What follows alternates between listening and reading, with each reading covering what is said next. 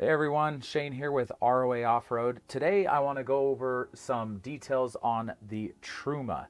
This is a Truma combi unit that I'm going to go over. There's different Truma units out there. The cool thing about this system, depending on your RV or trailer, here at ROA Off-Road we focus purely on off-road trailers. We have some of the best lineup of off-road trailers in America. Go check out our YouTube channel and see the tours. But right now I'm sitting in a pause, and they use the Truma for both the water heater and the furnace. Some Trumas will only have the heater, some can actually integrate the AC into this, but today I'm just going to be talking about what's in this unit in the pause, which is the water heater and the furnace. And this is going to be a deep dive, so get prepared for this. You're going to learn a lot about the Truma today.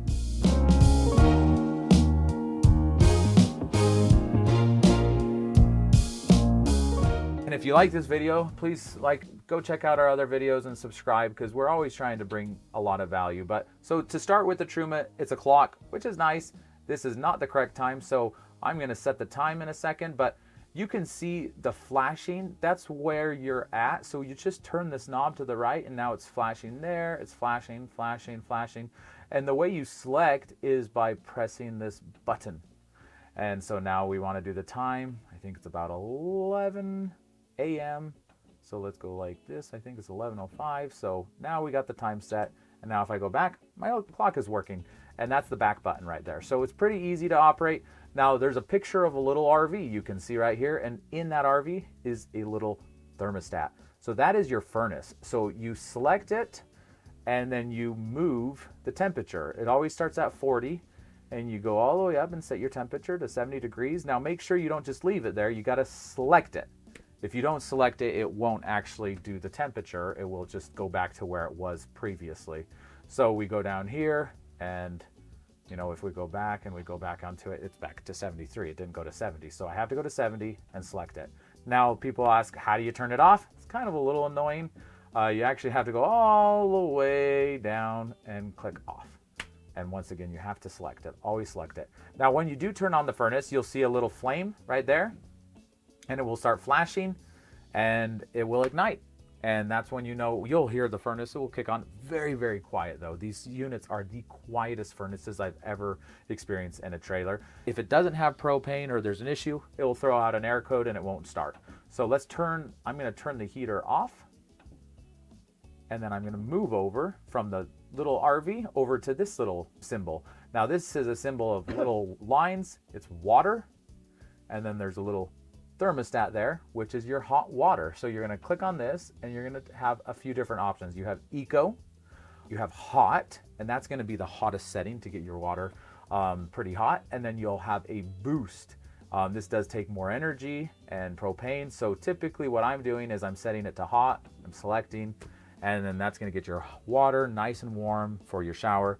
The very first time it heats up, it takes about 40 to 45 minutes to heat all the way up. And then every time after that, it's around 20 to 30 minutes. So it's about half the amount of time once it's been heated. So now I'm going to go to this, and I'm going to click here. And sometimes people get a little confused. They might click on something. You can just click back to get back to your main menu. So I'm going to go here. I'm going to turn this off.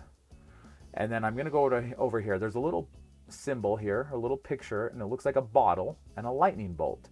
What that is you press that button, and it's going to give you your options. And not every Truma will have these options. This one does have a gas or propane and electric option. So gas is typically where I leave it at all the time, because it's super efficient. And especially if I'm not plugged in, I never use anything but gas. When I am plugged in, I might use something else, but honestly, I use gas all the time because it heats it the fastest and it's the most efficient. So we click on gas, but you do have an option where you can mix. So what that's going to do is it's going to give you gas and power, electricity, right? So if you're plugged in, you're going to save some propane and use the gas. I got to double check, but I think it's around 800 to 900 watts. And if you go mix 2, then it's going to use propane and around 1800 watts. So it's a lot of power. If you don't have a good power source that you're plugged into, or if you're not running a generator. Here at ROA Off-Road, our trailers are all off-road and off-grid capable. So you can actually run the inverter But once again, I don't do it and I don't recommend it just because it takes a lot of power. 1800 watts, almost 2000 watts is a lot of power. Now there is an option where it's just electricity. But once again, like I said, it's barely 1,000 watts, which is, think about it, if you have a little residential space heater, those are usually 1,000 watts. So it's not going to be putting out a lot of heat. Very little amount of heat, supplementary. But you have electric 1, electric 2, obviously will put out closer to 2,000 watts. Now, if your heater is turned off, you can actually use this system as a ventilation. So if you just want to get some circulation, some fresh air into your trailer, you can go over to this fan and you can turn this fan, click vent, and then you have speeds all the way up to 10. So it has a really, really good fan. A lot of trailers, they'll typically have 1 or 2 fan speeds. This has 10, so it's a variable fan, and it from the lowest setting all the way to the highest, it can push some good air in there. But at its lowest setting, you can't even hear the fan. It's like, it's less than a whisper. I really like it. But see, now once it turns on, you can see the little loop, and it's just a circulation. So I'm gonna turn the fan off, and I want to show you something. If you go over to turn the heat on, you know, I set it to 44 degrees. This fan works differently when you have the heat on. You're going to turn this on, and now it has an eco mode or high mode. Typically, I always set at eco, and it's going to kind of figure out how much heat it needs, and the fans will just be variable, but it tries to do it in the most efficient way. But if it's really cold and you want to just get it as hot as you can, as fast as you can, press back and go over to that fan and just turn it on high, and that will just kick the heat out as fast as it can. Set it up to 10, and it will warm up the trailer really fast. And then you can, once the trailer gets to warm, turn it back down to eco, and it will just maintain the temperature. And it turns on and off according as it needs the heat. It will sense everything. Now down here, I'm not going to get too much into this stuff down here. These are more technical stuff. I just wanted to kind of give you a user operations on how this system works. And it's really a really great system. Like I said, down here, I did do the timer. I mean, that's just to set the clock. Super easy. Right here, this is actually a timer. And so say, you're always going to be showering at 8 a.m. And so you can actually set this to automatically turn on every morning at 8 a.m. And it takes 45 minutes to get hot. So maybe you take your shower at 9 a.m. So it will automatically kick on, turn the water heater, and then you can have it turn off. So it's not always constantly heating the water all day long and you're using unnecessary propane.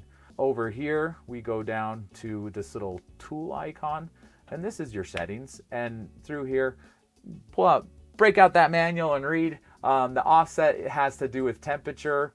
So sometimes in even a residential house, you might set your house at 72 degrees and it will automatically get up there. But maybe you'll feel like, man, I set it to 72 degrees. It's too cold in the house, right? Maybe it feels like it's 68. So an offset, what it does is it allows you to offset by a few degrees. I think it's up to 10 degrees or 9 degrees, if I recall. And what it does is, so when you click offset, you can change it, right? So what it's going to do is once it gets to, you're going to say at 72 degrees, it feels like it's 60 degrees inside. So I'm going to offset the temperature. So when I put technically 72 degrees, it's actually 74 degrees, but it's going to heat up a few degrees more because it's just the environment around it is not always getting to that temp. Does that make any sense? It's a little bit complicated. I don't know if I explained that very well. That's the way it works. Even residentials have this. Obviously, your temperature, you can choose a Fahrenheit, Celsius. The thing that I love about this, the brightness, you can change your brightness display. The thing that I love about this Truma is it's really easy to use. You just kind of work your way through it. At first, you might be like, how does this thing work? But once you start using it, it's a very, very intuitive and easy to use system. And there you have it. That's the Truma. I feel like that was a pretty deep dive. I said I wasn't going to go into the tool, and I did do half of the stuff in the tool settings, but your manual becomes your best friend. Also, YouTube, we have a lot of videos out there on YouTube about all of our trailers, all of the different things that they have on them. So if you want to learn more, go check out our channel, subscribe, and we'll be releasing lots of informative content like this for anybody that has a Truma. So thank you so much for watching, and have a wonderful day.